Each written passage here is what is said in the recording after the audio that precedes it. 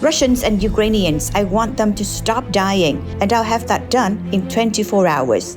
That is a statement by Donald Trump that may have just put Ukraine on the clock. The ex-president's refusal to say whether he wants President Volodymyr Zelensky to win the war after Russia's unprovoked invasion, along with his absurd claim that he could end the conflict in 24 hours, escalated the prospect that Ukraine's destiny will rest in the hands of U.S. voters next year.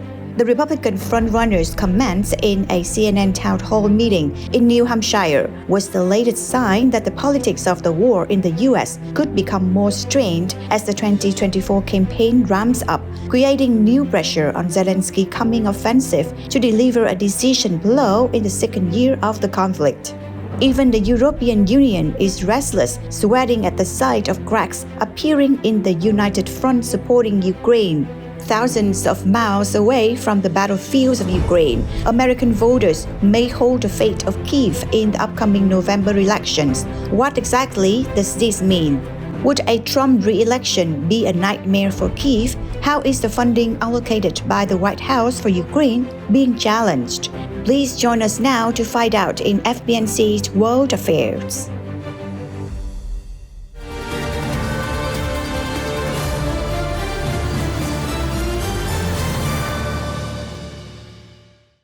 Donald Trump's refusal to commit to aiding Ukraine's fight against Russia's invasion portends a stark choice for U.S. voters if the war is still raging in November 2024.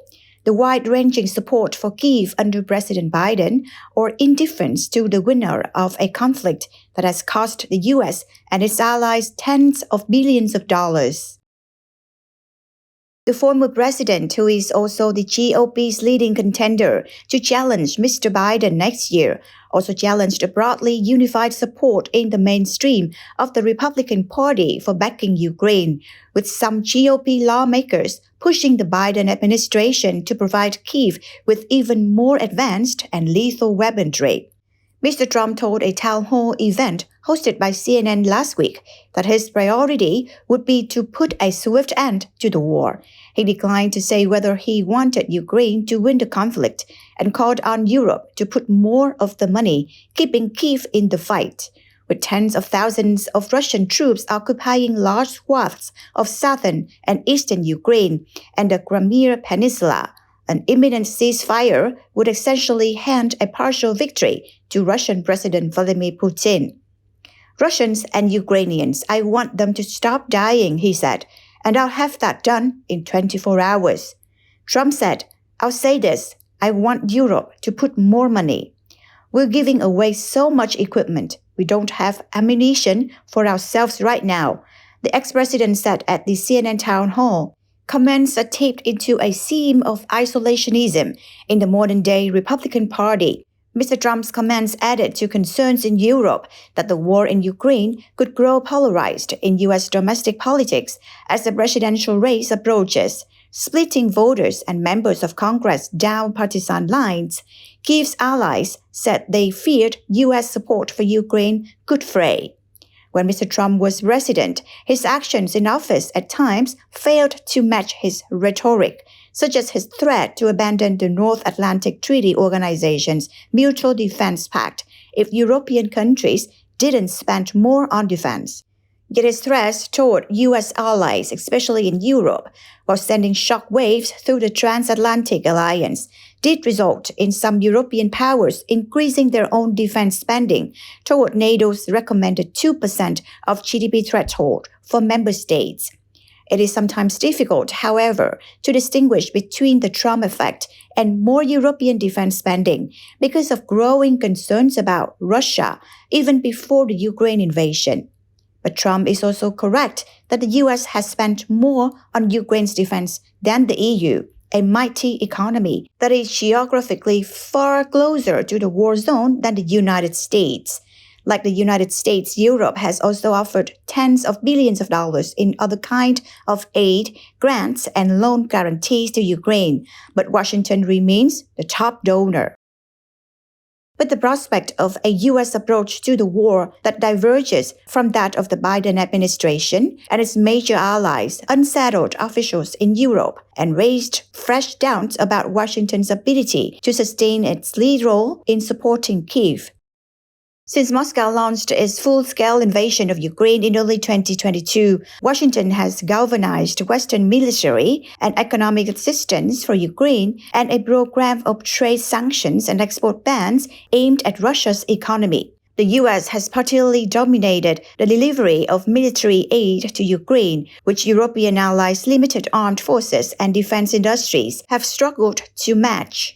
Ukrainian President Volodymyr Zelensky on Wednesday laid down concerns that the divide between Republicans and Democrats on the war was growing. Opinion polls have shown a significant drop in grassroots Republican support for the Biden administration's hefty backing of Ukraine, though GOP congressional leaders continue to back funding for Kyiv. Who knows where we'll be by the time of the U.S. presidential election? The Ukrainian leader told the British Broadcasting Corporation, "I believe we'll win by then."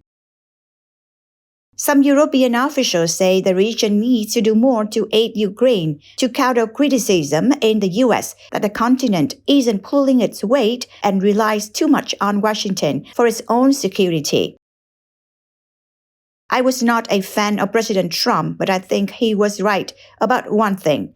Europeans do not share their part of the burden, the European Union's foreign policy chief Joseph Borrell said on Thursday. European concerns about Washington's direction on Ukraine have been gradually growing since last year's midterm elections, when Kevin McCarthy, now the House Speaker, said Congress would no longer offer blank checks for Ukraine.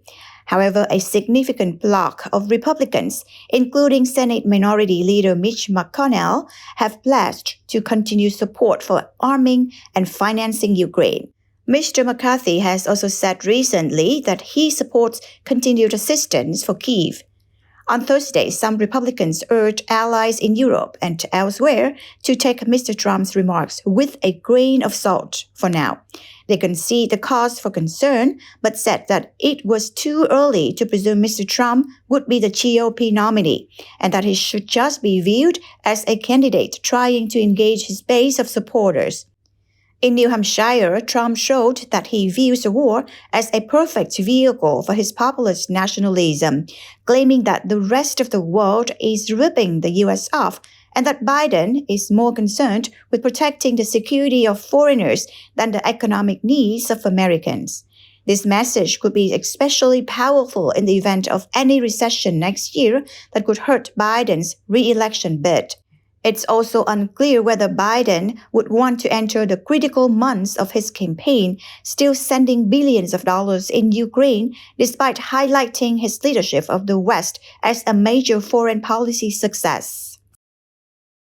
Battlefield developments could dictate the course of the war long before the November 2024 election, and making equivocal judgments about any comments the ex-president makes is risky, since he often seems to live day by day and minute by minute rather than following months-long strategic blueprints.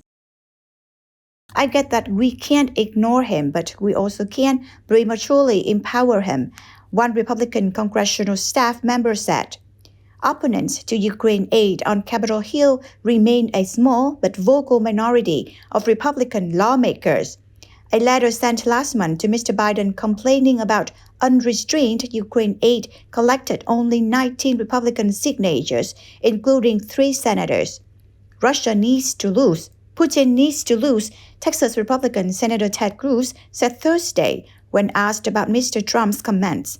I believe that's going to happen, and I think there's widespread bipartisan agreement on that.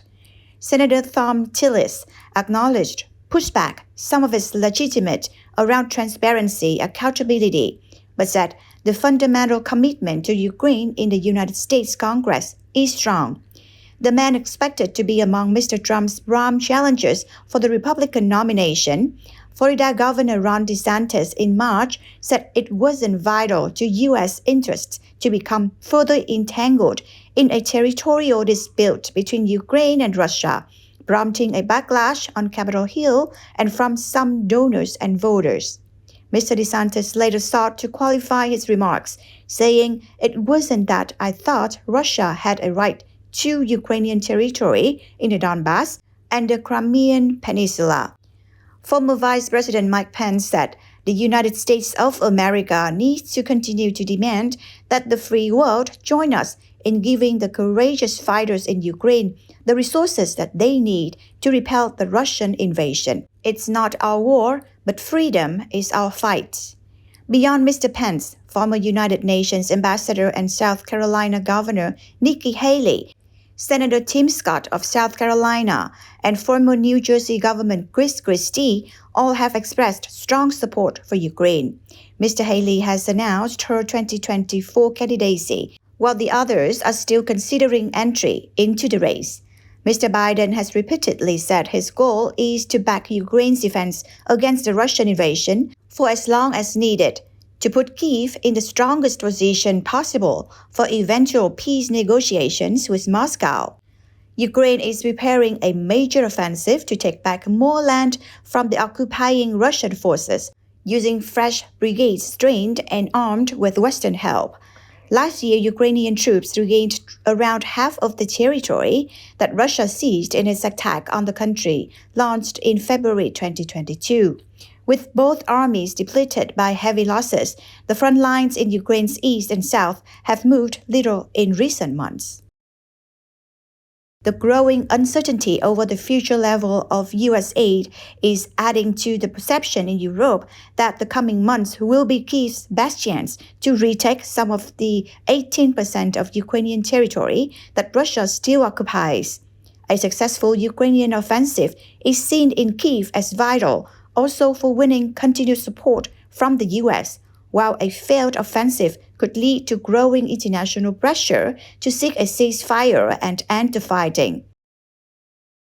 So far, however, Mr. Putin has shown no interest in ending the war, instead indicating that he believes Russia can outlast Ukraine's resistance and the West's political willingness to help it.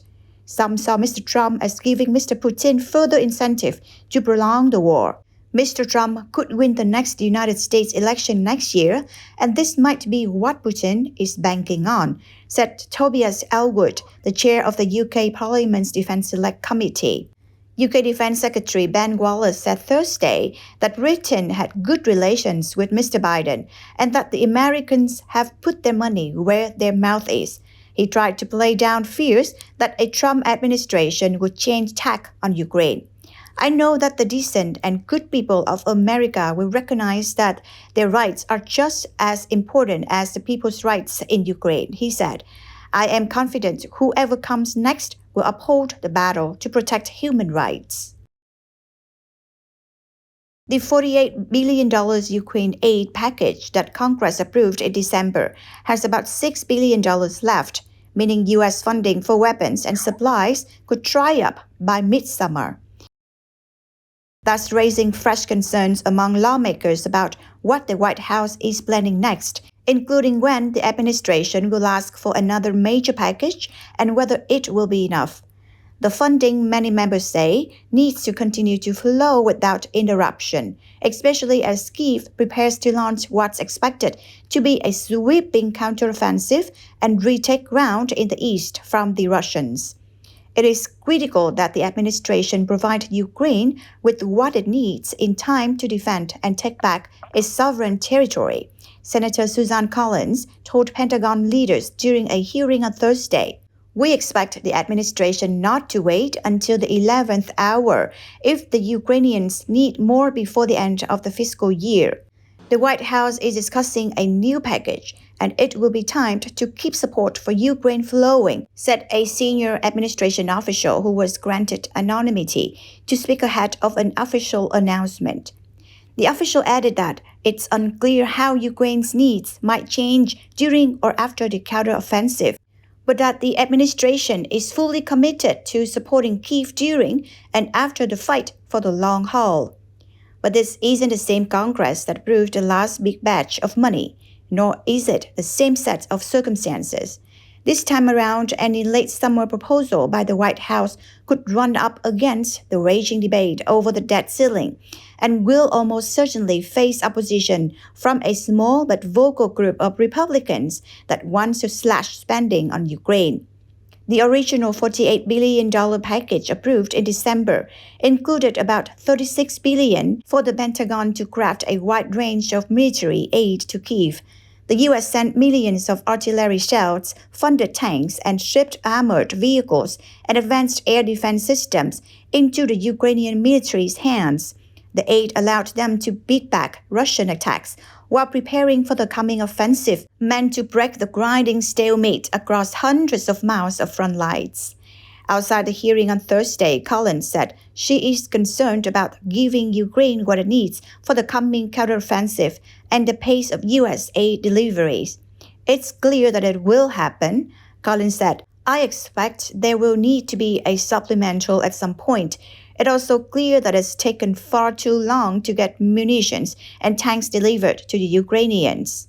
Frustration is also becoming evident on the Ukrainian side about the pace of those shipments. Ukrainian President Volodymyr Zelensky said new armored vehicles promised by the U.S. are only arriving in batches. Contradicting European Command's General Christopher Cavalli, who told Congress last month that Ukraine had received over 98% of the combat vehicles it had requested. I am very confident that we have delivered the material that they need and will continue a pipeline to sustain their operations as well, Cavalli told the House Armed Services Committee when Collins on Thursday pressed Defense Secretary Lloyd Austin about why Abrams tanks pledged by Washington weren't arriving sooner. He noted that some had already arrived in Germany for Ukrainians to train on. Kyiv's troops would be ready when the rest certainly arrive in early autumn, he added. Collins and a host of other lawmakers political interviewed were unclear about when exactly the Ukraine military aid would run out and how large the next package might be. This month, the U.S. announced a $1.2 billion package of drones, artillery, air defense systems, and software and technical help to network Ukraine's air defenses. All of those items will be placed on contract with U.S. defense companies and are meant to help support Ukraine in the long term. That package leaves $4 billion in the Ukraine Security Assistance Initiative, further draining the money available. One congressional aide who closely tracks the issue estimated that, based on the rate of announcements, the money to draw down existing U.S. stockpiles will expire in July. That would mean the flow of equipment could be disrupted if Kyiv has to wait an extended period for a new tranches of funding. The Pentagon is assessing how to spend the remaining money and continues to look at options as the situation evolves to support battlefield successes during new offensives in the spring. Spokesperson Colonel Garen Garn said in a statement. Senator Ben Cardin said he had been told recently during a briefing with administration officials they would have sufficient funds for Ukraine for the next several months, therefore that the appropriations process or an emergency supplemental funding bill around then would likely be the next time Congress doled out more funds. If I had to guess, probably September, House Foreign Affairs Chair Michael McCaul said. The counteroffensive that's gonna be waged in the next several days will have a major impact.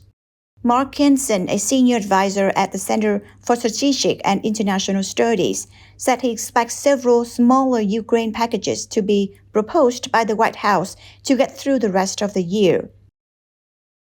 The first would likely be enough to last through the current fiscal year that ends September 30th. Followed by another package that would bridge the lag in getting the defense funding bill passed, which in recent years has been pushed to the end of the year or early the following year. Once the budget passes, another funding package would be nestled within the annual bill since at that point they're going to want to buy some time to see whether the war is going and how the counteroffensive is going. Hansen said by then, Ukraine will be planning its war strategy for 2024. But more money isn't guaranteed, especially in this environment in Washington. Senator Marco Rubio, Vice Chair of the Senate Intelligence Committee, said it would be a mistake for the Biden administration to bank on an additional Ukrainian supplemental funding measure. It looks like they're expecting some sort of a supplemental at some point. They're going to come back and ask for more money, Rubio said. I think that's a mistake. I think it should be in their baseline budget.